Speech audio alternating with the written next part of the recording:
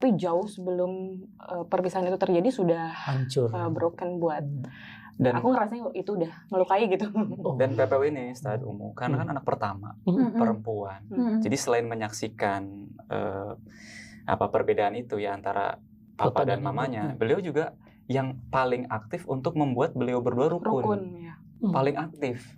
Jadi mendatangkan seseorang, mencoba untuk membuat mendamaikan, ikhtiar bawa keluar kota untuk wisata gitu, untuk bikin hangat lagi. Sampai kemudian ternyata takdirnya adalah berpisah. Itu kan berat sih, kan? Karena sudah berupaya semaksimal yang ia bisa.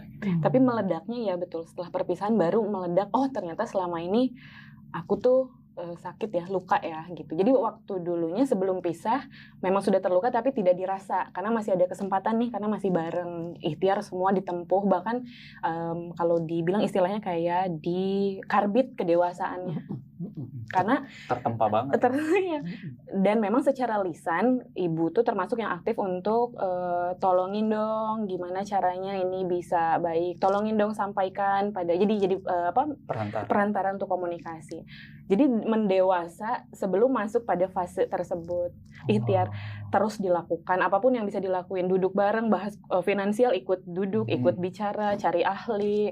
Jadi memang terpapar ilmu keluarga dari masa kecil, tapi untuk fokusnya mendamaikan orang tua. Pas pisah, gong, dan kita ini ikut ke persidangan berkali-kali ya.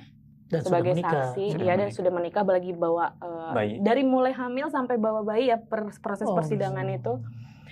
Di situ baru boom gitu. Ternyata selama ini tuh sakit banget ya, dan puncaknya adalah ngerasa paling besar tuh perasaan gagal.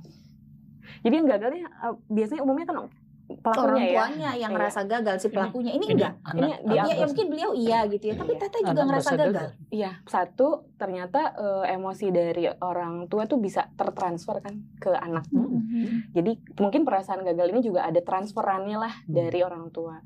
Terus berikutnya selama ini kan aku ikhtiar untuk rukun dan enggak, jadi gagal. Ya enggak works gitu ya. Betul. Dan habis itu ke perasaan gagal itu merembet ke semua hal, gagal, padahal ibaratnya gagalnya hanya di satu poin aja, orang tua, tapi ngerasa ini emang aku manusia gagal, yang gagal.